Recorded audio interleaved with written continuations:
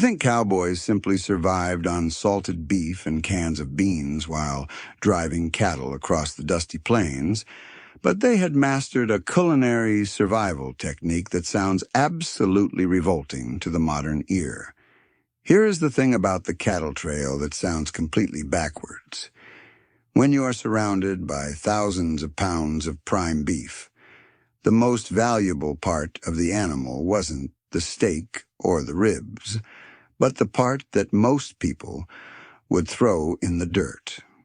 Yeah, you heard that right.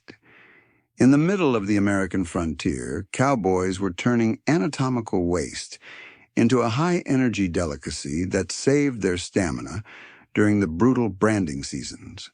The term prairie oyster sounds like a fancy appetizer you'd find in a coastal city, but taking even one bite of the real thing would make most city folks gag instantly.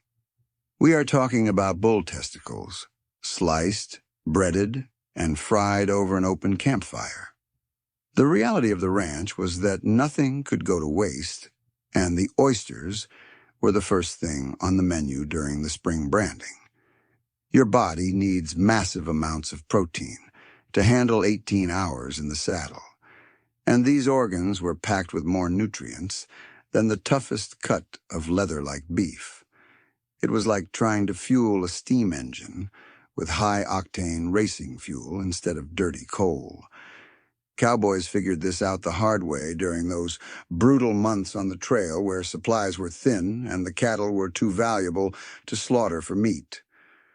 Ranches back then were basically isolated islands in a sea of grass with limited access to grocery stores or fresh supplies. A prime steer was worth a fortune in Chicago, so the crew couldn't just grill up the profit whenever they got hungry. They had to choose between starving on hardtack or eating the byproducts of the castration process. Most chose the byproducts, thinking they would just plug their noses and swallow. It was a choice between dignity and survival, and on the frontier, dignity didn't fill your belly. The nutritional content in these organs is about 4 times higher in specific hormones and proteins than what your average steak provides. When you eat them, your body gets a massive surge of energy that helped cowboys endure the bone-breaking work of wrestling calves. You end up gaining more raw power from a handful of these than you would from a pound of salted pork. It is like trying to jumpstart a dead battery with a lightning bolt. Cowboys learned this through trial and error during those dusty days in the corrals where the heat was relentless and the work was never ending. Every part of the animal was a resource. Ranch crews would watch their food supplies dwindle week after week as they moved further away from civilization. Desperate trail hands would sneak extra portions of the oysters when the cook wasn't looking, only to find themselves surprisingly energized within hours. Their muscles would stop cramping, their focus would sharpen, and their minds would stop drifting toward the luxury of a warm bed. Some cowboys reported feeling a surge of strength that allowed them to rope and brand twice as many calves as those who stuck to beans. The smart trail bosses quickly realized that this gross food could keep a crew working faster than any shot of cheap whiskey. Stories spread through every frontier town about mountain oyster festivals where the toughest men competed to see who could eat the most. These weren't just rowdy parties.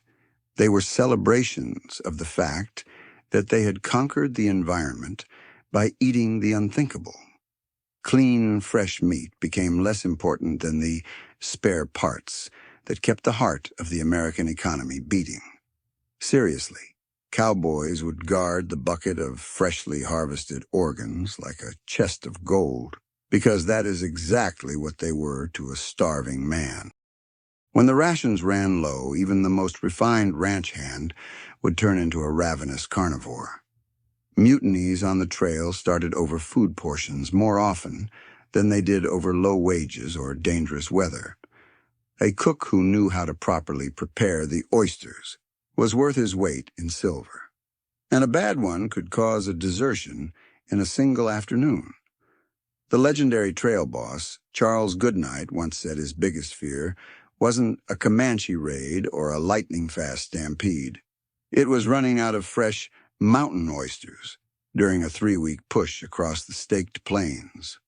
Smart cowboys realized they needed to become anatomical experts or risk watching their energy fail in the middle of a 1,000-mile trek.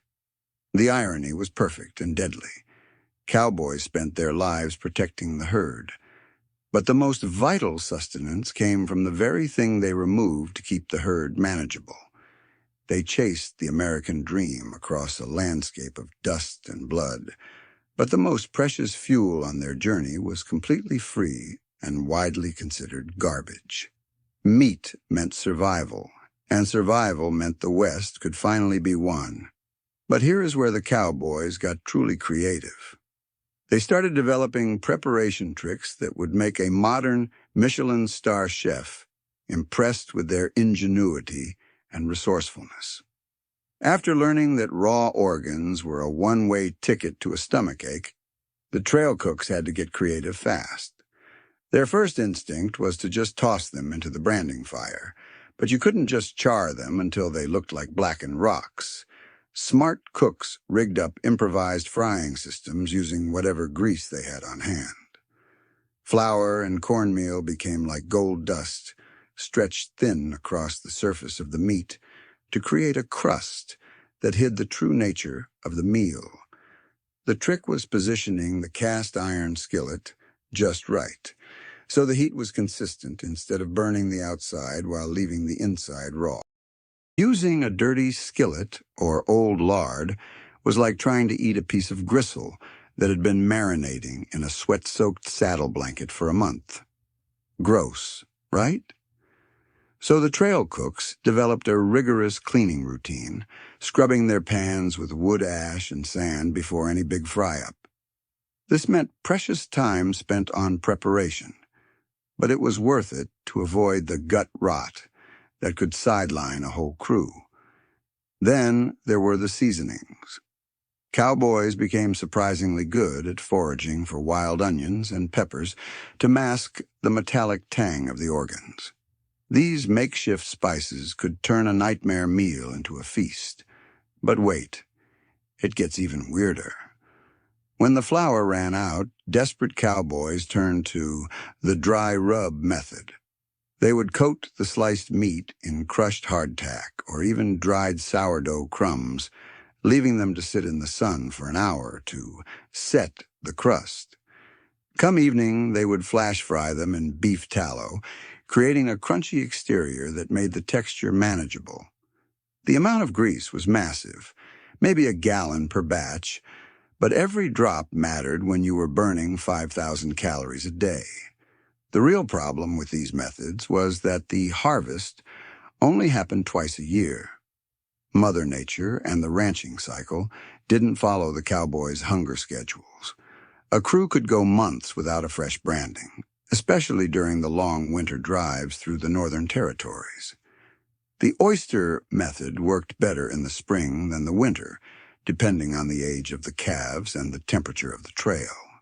Well, clever cooks started combining techniques to preserve the energy-dense organs. They would smoke them over hickory fires while also pickling a backup supply in jars of vinegar and salt. The most successful trail cooks treated the kitchen like a laboratory, experimenting with preservation. The weird part is that these early frontier methods actually worked pretty well when the conditions were right. A cook could preserve enough mountain oysters during a busy branding week to last the crew through a month of hard riding. But relying entirely on the harvest meant gambling with the crew's morale and physical strength. Unfortunately, the cattle weren't always ready for castration, which forced the cowboys to look for even more bizarre solutions to their hunger. They needed something that didn't depend on the ranching cycle, something they could control themselves even when the herd was quiet. Cowboys might have thought they'd solved their food problems once they learned to fry the organs, but storing the stuff was a nightmare, wrapped in rawhide and sealed with false hope. Every chuckwagon carried massive wooden crates for supplies, but fresh organs turned into toxic mush within 48 hours in the summer heat.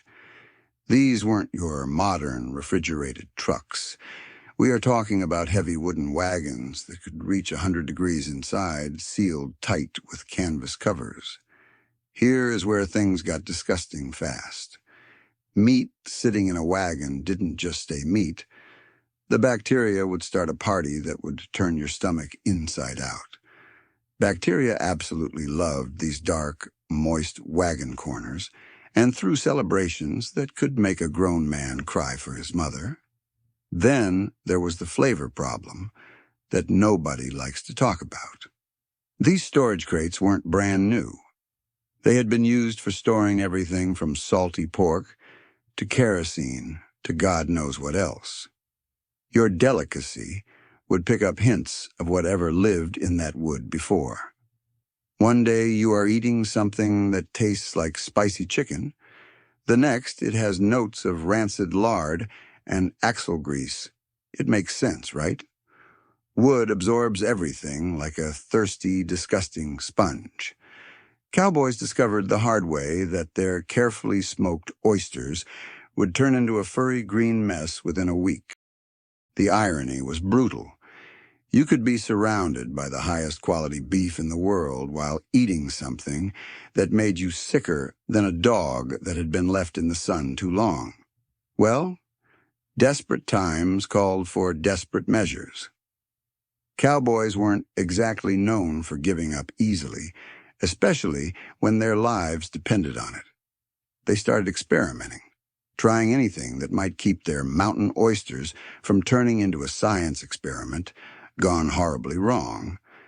Some crews tried adding massive amounts of salt or even burying the meat in the bottom of flour barrels, hoping the dry environment would stop the rot.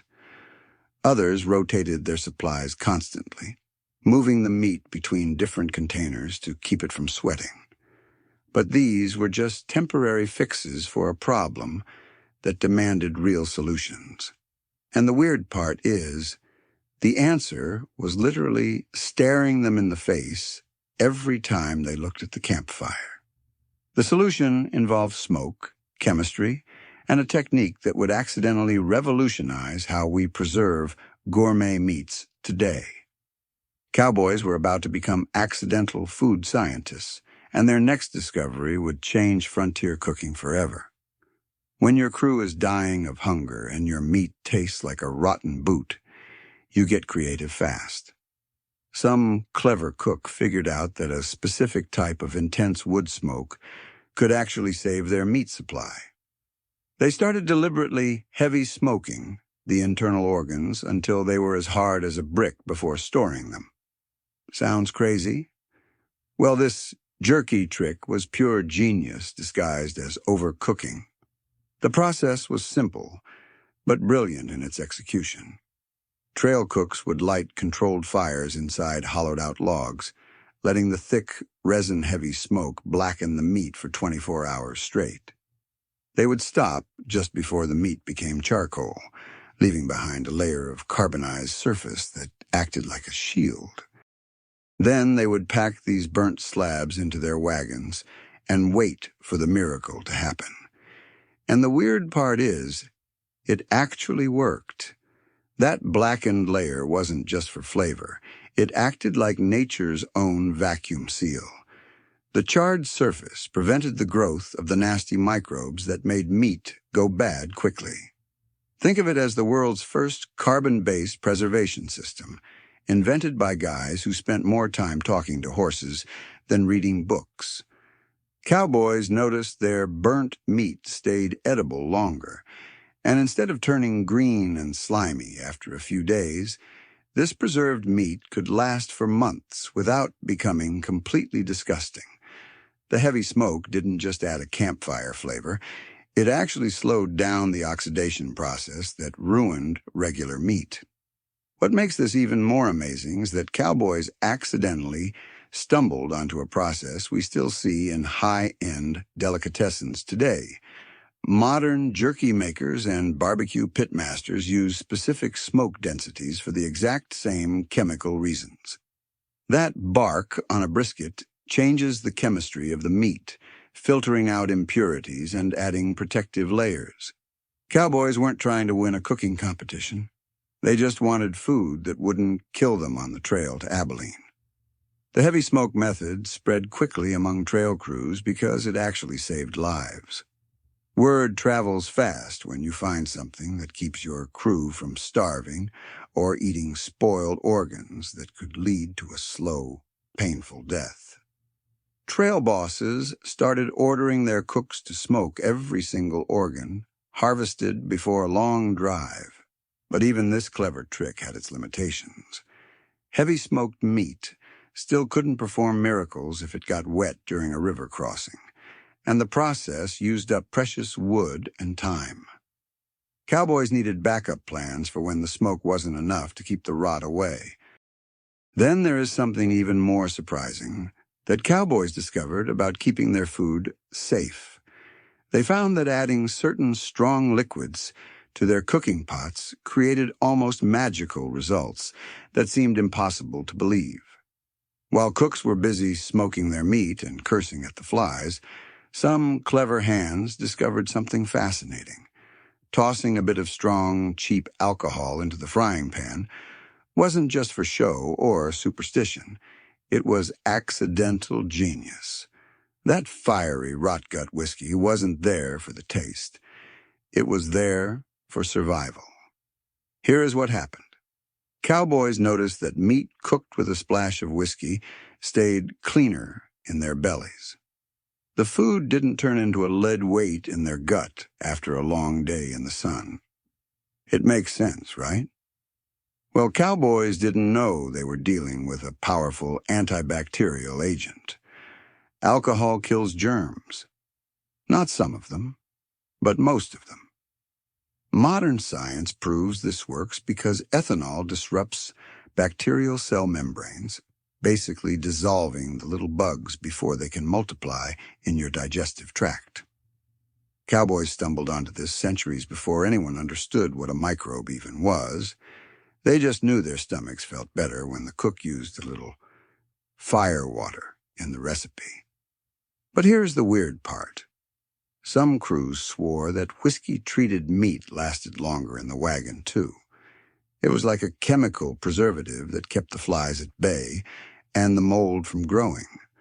Some ranch hands would argue over which whiskey worked best. The cheap stuff from the local saloon seemed popular, though nobody could explain why. Maybe it was the high alcohol content. Maybe it was just cowboy psychology at work. The really smart trail bosses hoarded specific bottles of high-proof spirits, specifically for cooking, during the hottest weeks of the year. When the fresh meat ran low, they would keep their whiskey rations strictly for the kitchen. Food could run out, water could turn brackish, but the medicinal whiskey was life or death for the crew's health. Real treasure on the frontier meant staying healthy long enough to spend your wages in a town with a real doctor. Then there is the practical side.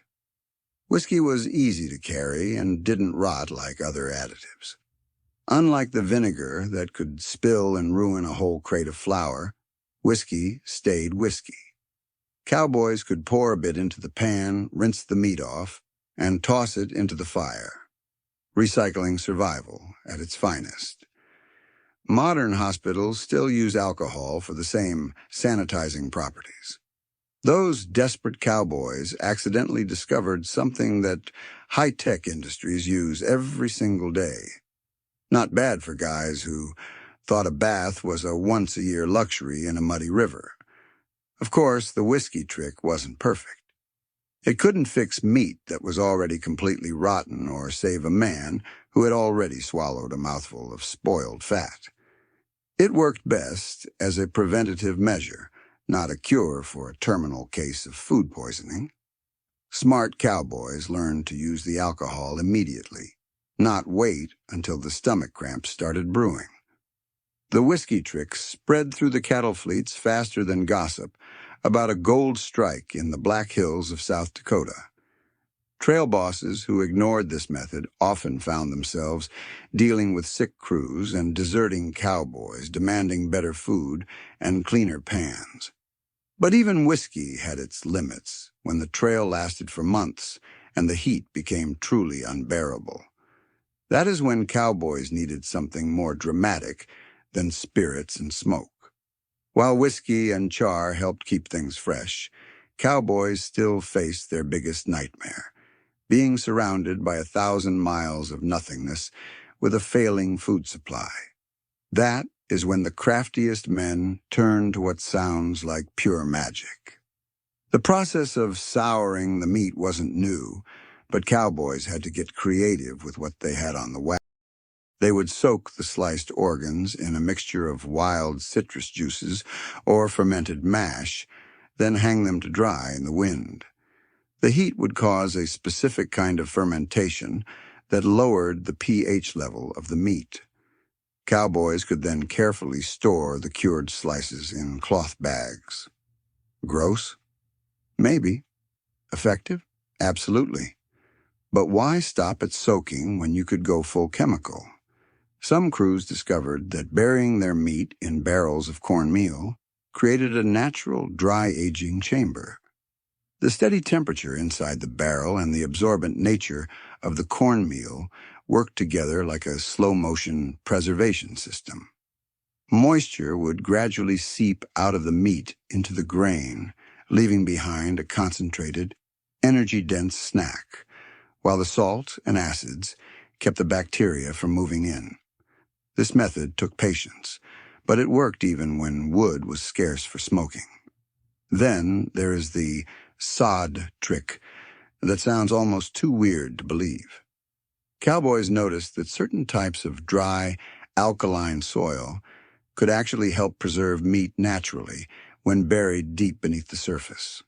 When mixed with meat and left to sit, these minerals would absorb moisture while releasing natural salts.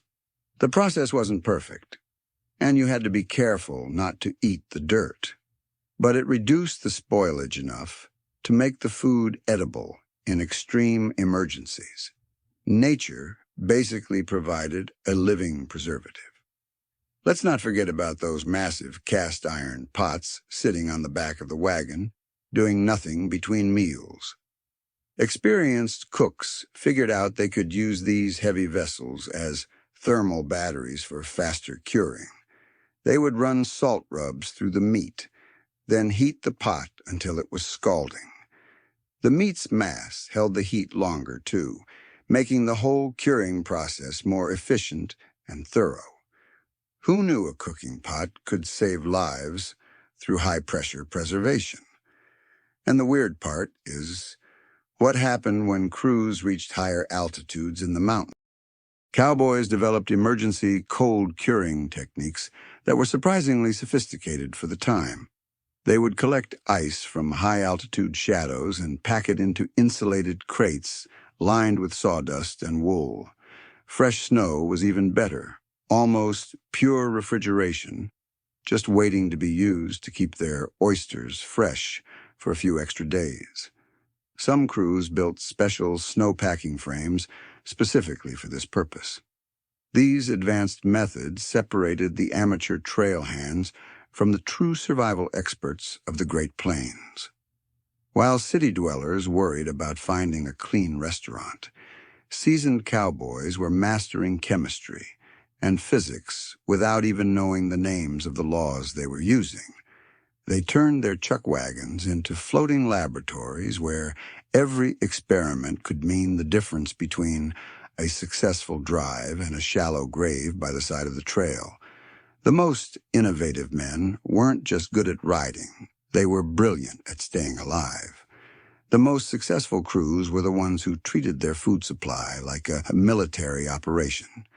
Everyone had specific jobs, and slacking off meant the whole team could suffer from a catastrophic failure of the supply chain.